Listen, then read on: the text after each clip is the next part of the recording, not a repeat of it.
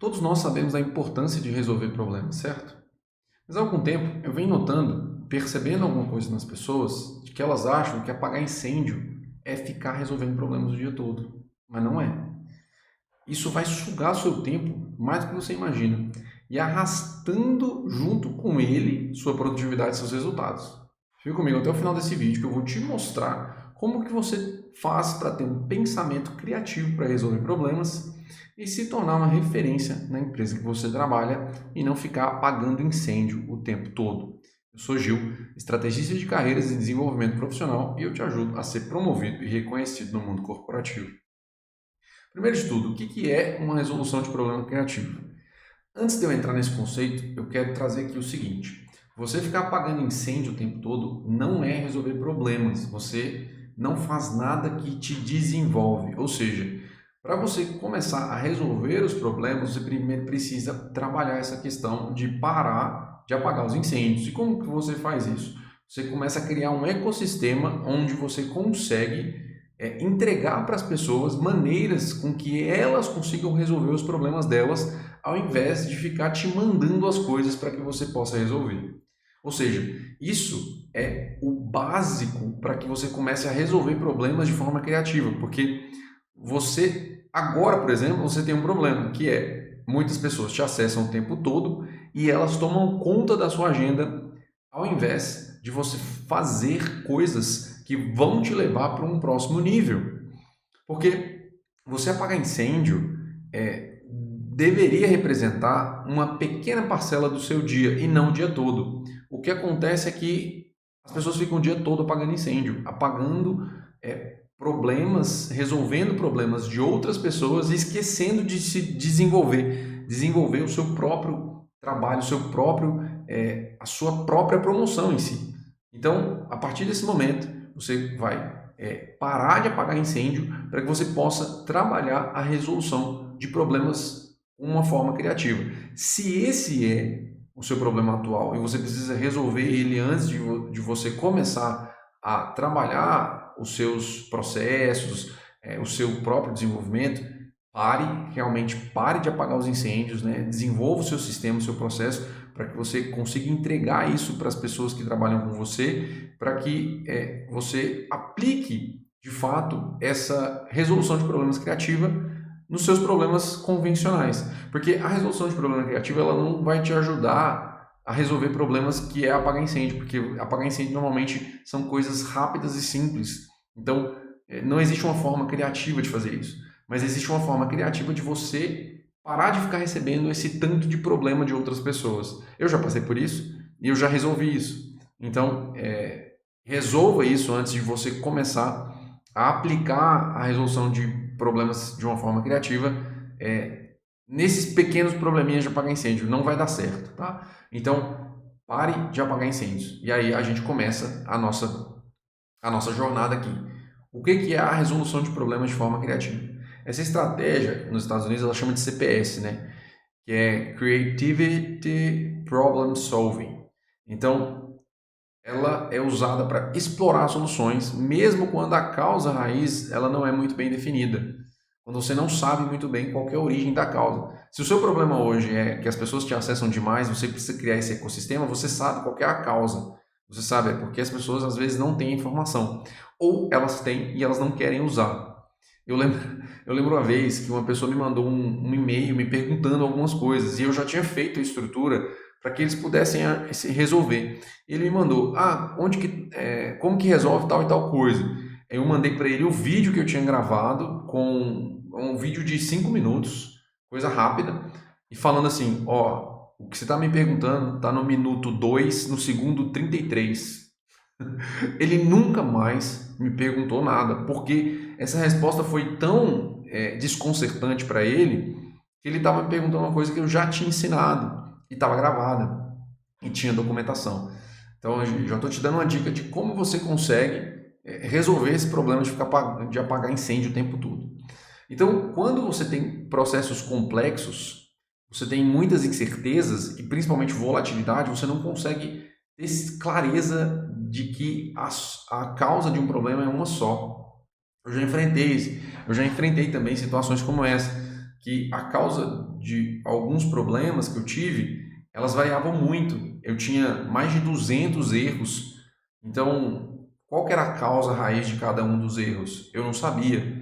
Só que eu precisava resolver uma grande parcela. Então, eu fiz uma análise desses 200 erros, vi quais desses erros que ocorriam mais, qual que era a causa que envolvia aqueles erros, para que eu pudesse chegar e falar assim, olha, vamos atacar desses 200, sei lá, acho que eram 40 mais ou menos ali, uns 40 por ali, 30 e poucos que representavam a maior parte dos erros.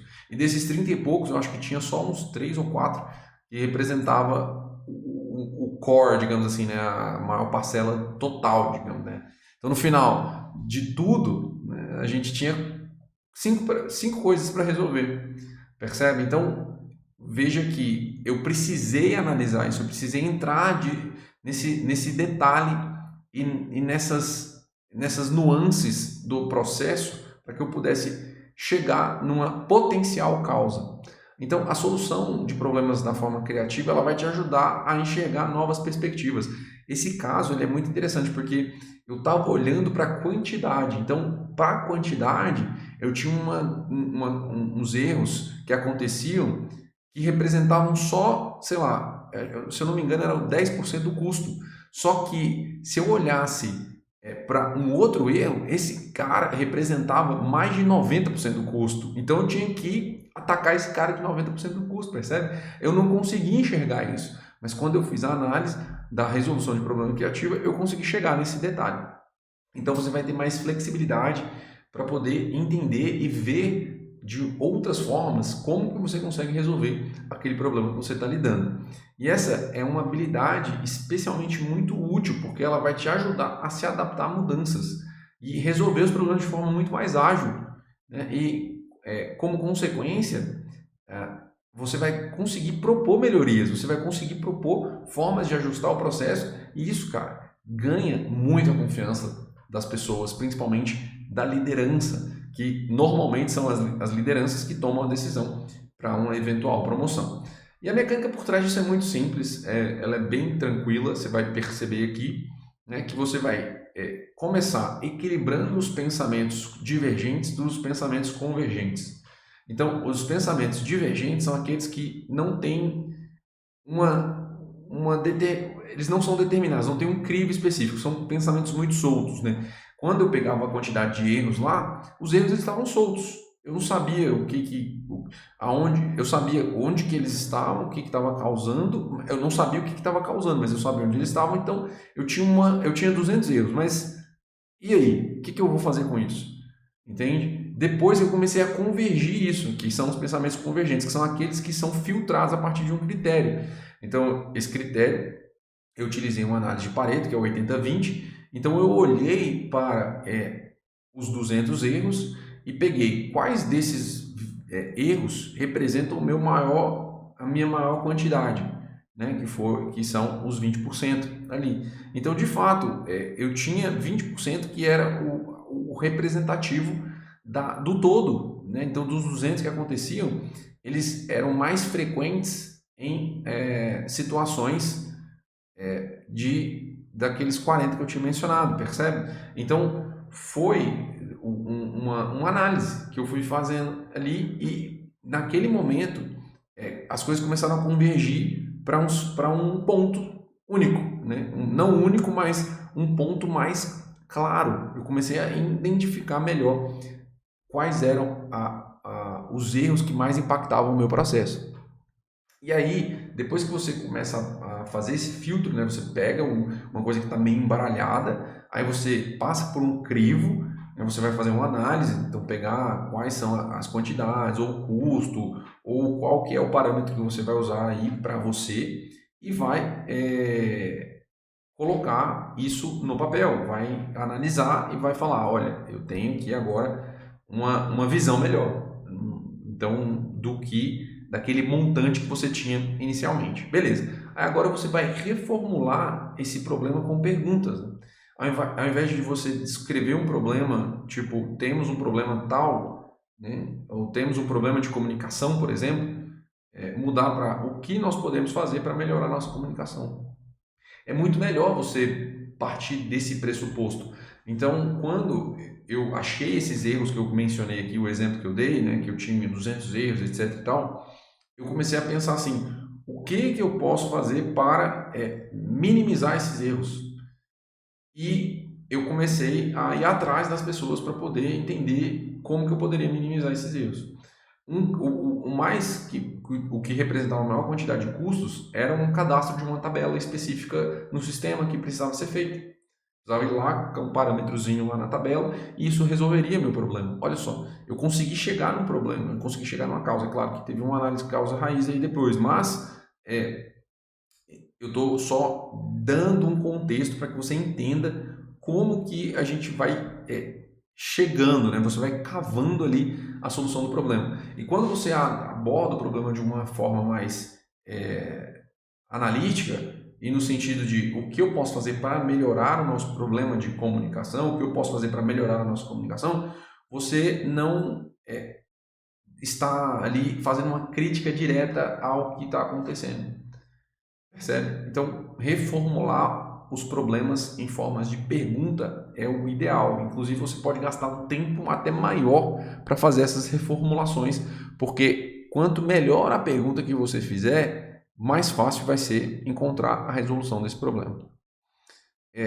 Uma outra estratégia aqui nesse mecanismo, né, da estratégia criativa é você adiar o julgamento de ideias. Então, algumas pessoas elas vão te dar ideias para poder resolver o problema.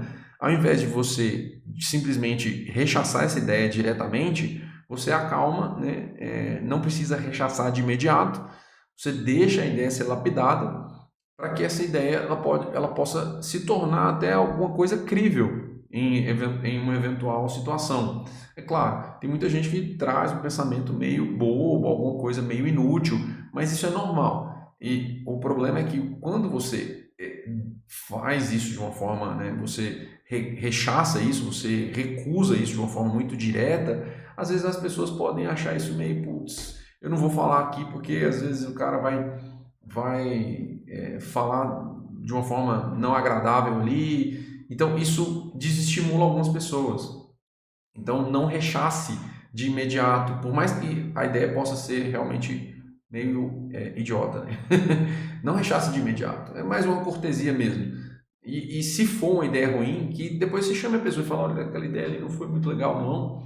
Eu acho que a gente não precisava olhar para esse caminho, etc e tal. Eu acho que esse caminho é melhor e tudo mais. Porque aí você começa a estimular a pessoa a ter melhores ideias. Porque realmente as ideias elas precisam ser boas, né? Você não precisa ter um monte de gente jogando ideias absurdas. Isso também não faz sentido, não é produtivo. Mas quando você está trabalhando na resolução de problema, aceite as ideias, porque às vezes aquela ideia pode ser uma ideia, pode se tornar uma ideia boa. Um exemplo clássico, né, é quando o pessoal da 3M estava tentando fazer o post-it, aliás, perdão, o pessoal da 3M eles estavam tentando desenvolver uma cola, uma super cola, né? E no final das contas, eles criaram uma cola fraquinha, fraquinha. E aí alguém teve uma ideia de falar assim, né? Alguém primeiro falou, nossa, falhamos, né? Falhamos, não conseguimos desenvolver uma cola boa, então vamos jogar isso aqui fora. Só que aí uma pessoa falou, não, peraí, essa cola aqui ela é fraca, mas a gente pode usar ela para colar papel e fazer pequenos post-its, né? Então aí uma coisa que teoricamente seria ruim, que foi não conseguir desenvolver uma cola forte, se tornou uma das ideias mais lucrativas da 3M. E aqui a gente entra na questão da linguagem mais positiva, que é, ao invés de você falar não, mas, você falar sim e. Ou seja, você vai trabalhar uma forma de comunicação mais positiva. Entra muito na questão do rechaço das ideias, não rechaçar de cara. E aí você vai adaptar, de uma certa maneira, a linguagem. Principalmente dependendo onde você trabalha, muitas pessoas podem, talvez, se sentirem realmente desencorajadas de compartilhar os pensamentos. E tem muitos outros lugares que as pessoas são mais diretas. Elas não medem as palavras e elas falam diretamente mesmo. Então, às vezes, adotar uma política mais de apaziguador em relação à resolução do problema Não, mas me fala, deixa eu tentar entender melhor o que você está propondo, para que a pessoa possa desenvolver e que, de fato, vocês cheguem numa conclusão de que aquilo ali não é uma boa ideia. Mas evitar a negatividade para não desestimular as pessoas é importante. Isso aqui casa com aquele outro argumento que eu estava comentando, com um outro mecanismo de adiar o julgamento das ideias. Tá? Então, você vai sempre tentar puxar para uma linguagem mais de autoridade e nunca de autoritarismo. Você não vai tentar impor as suas coisas. Você vai tentar chegar em um consenso. É claro, não, na empresa você não tem uma democracia, você vai ter uma pessoa decidindo. Porém, as decisões, às vezes, elas serão compartilhadas. Tá? E a resolução de problemas, ela faz parte do dia a dia de quem está buscando uma promoção. Nesse canal tem um vídeo que eu te falo passo a passo para que você possa buscar sua promoção de forma clara e que será difícil você não ser a próxima escolha nessa eventual promoção, se colocar aos poucos tudo em prática. Se quiser aprender mais e ser o próximo a ser promovido, eu vou deixar o link aqui na descrição desse vídeo para você assistir depois. E para você usar a resolução de problemas criativos, você pode utilizar da seguinte forma.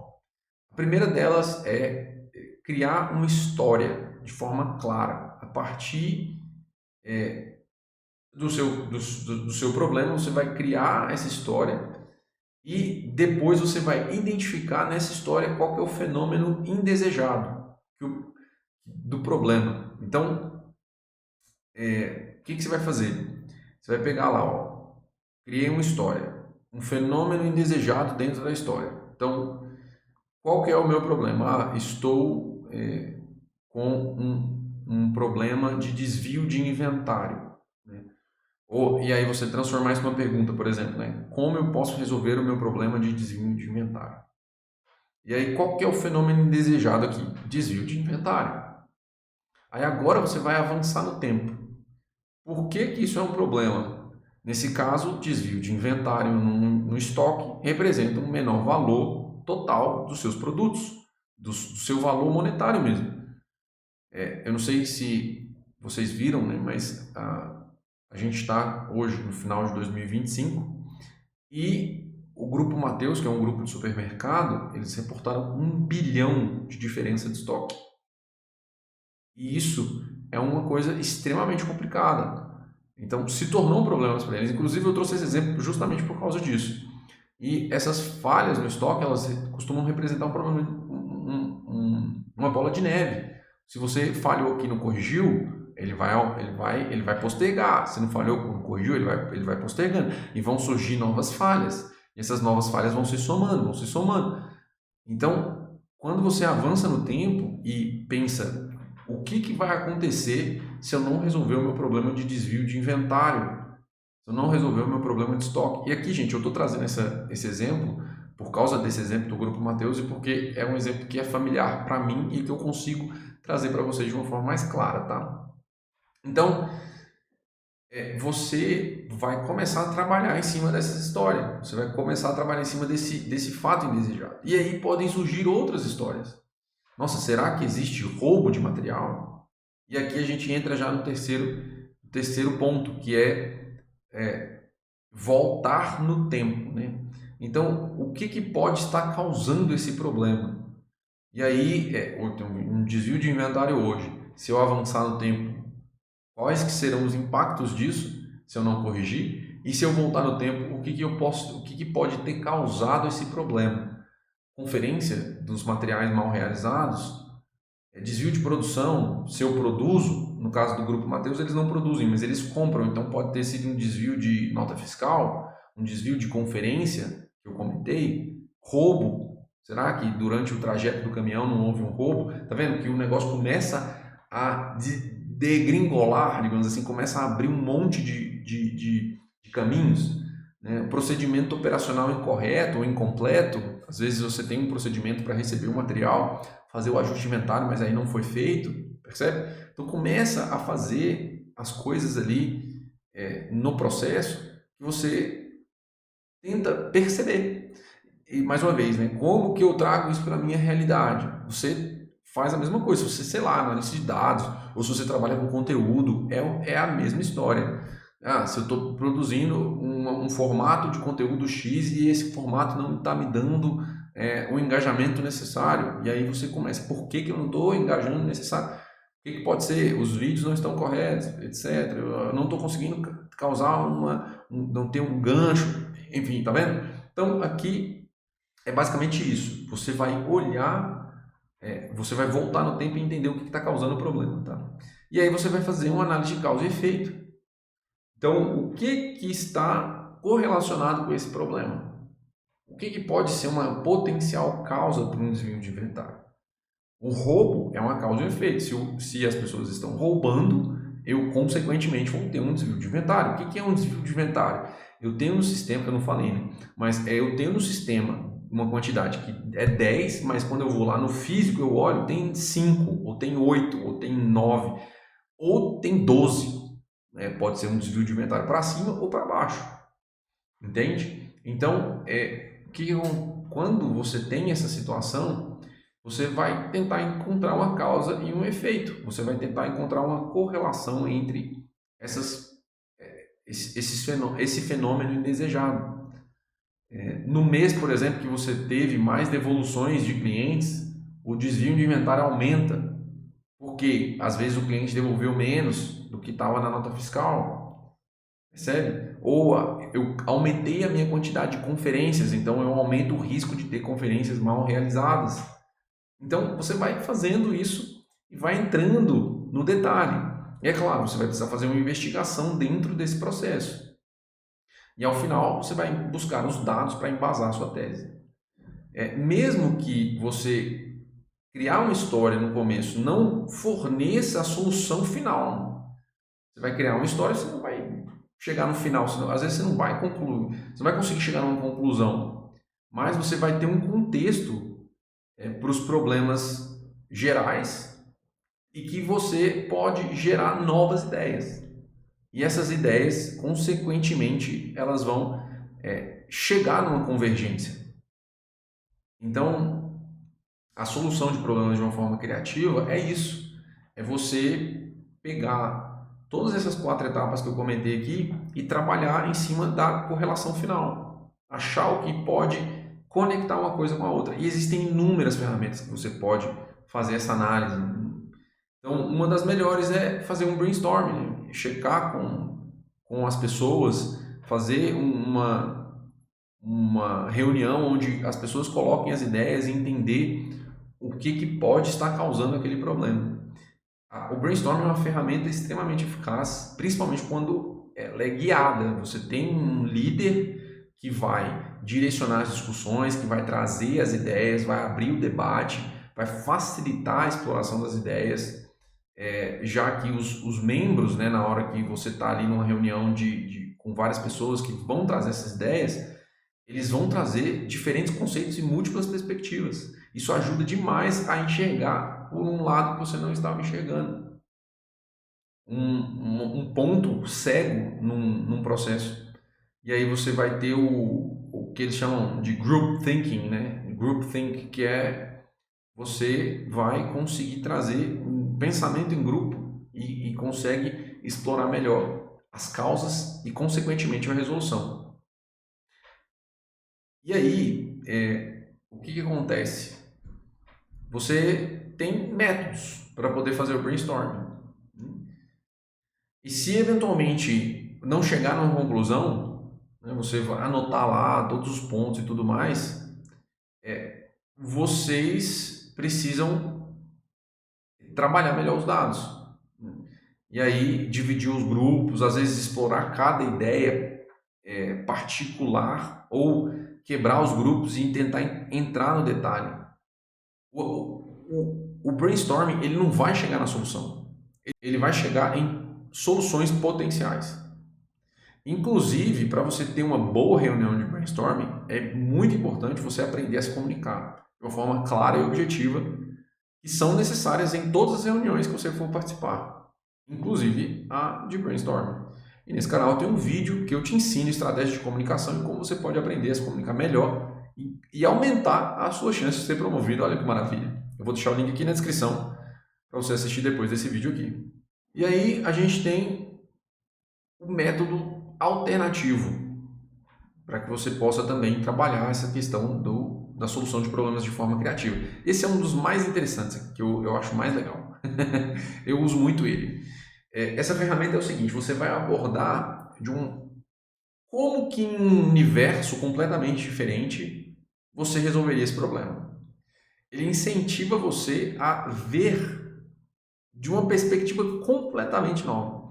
Eu tenho uma estratégia que é o seguinte, para meus problemas pessoais e até mesmo os problemas em geral, eu penso assim, e se eu não tivesse absolutamente nada? Como que eu resolveria esse problema? Eu não tenho nada, eu estou no meio do mato, não tenho nada, às vezes, sei lá, eu tenho o mínimo possível. Qual que seria a minha abordagem? Como que eu resolveria esse problema? Como que eu resolveria esse problema nos anos de 1500, 1300? Eu costumo pensar dessa maneira. E isso costuma me trazer insights de como eu resolveria esse problema. E aqui você pode pensar assim, como que um especialista automotivo resolveria esse problema? Como que um bombeiro resolveria esse problema? Como que um engenheiro de software resolveria esse problema? Como que um engenheiro aeronáutico resolveria esse problema? Como um engenheiro espacial? Entende? Você pode explorar de inúmeras maneiras. E hoje com o ChatGPT, com o Gemini, com essas ferramentas aí, isso te ajuda demais. Você pode ir lá e colocar para que ele explore para você possibilidades. Olha que maravilha.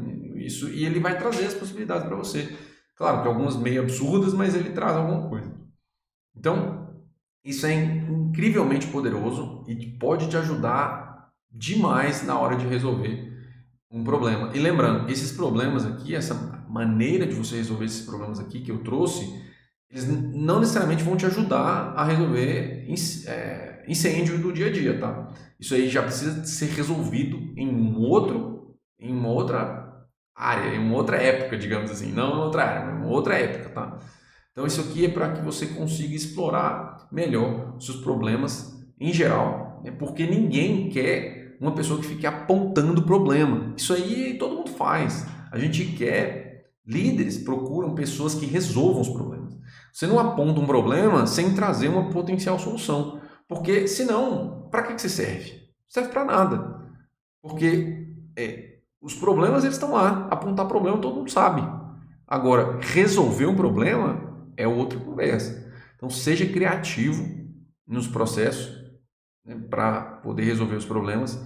É uma ferramenta super poderosa, essa ferramenta de mundos alternativos, o brainstorming, a criação da história, né, e que isso vai te ajudar a se manter relevante e desejado no mundo corporativo. Né? Por isso, eu te incentivo a colocar realmente em prática a solução criativa para que você mantenha-se atualizado, e eu tenho certeza que os seus colegas de trabalho vão notar em poucos dias a diferença. Se você não me conhece, eu sou Gil, estrategista de carreiras, e eu ajudo profissionais a serem promovidos e reconhecidos no mundo corporativo. Nesse vídeo eu falei sobre o método de criatividade para resolver problemas e como isso pode te ajudar a ser promovido, já que é uma habilidade importante e desejada. Afinal, apontar problema todo mundo faz. Agora, propor uma solução, só quem quer ir para o próximo nível. Se ficou alguma dúvida, deixa aqui nos comentários ou me manda lá na caixinha de perguntas do meu Instagram, o link vai estar na descrição. E para continuar acompanhando os meus vídeos aqui no YouTube, onde eu trago conteúdo sobre como viver uma vida mais produtiva, ter mais resultados auxiliando profissionais a serem promovidos e reconhecidos no mundo corporativo, se inscreve no canal e ative as notificações para não perder nada. Nos vemos no próximo vídeo.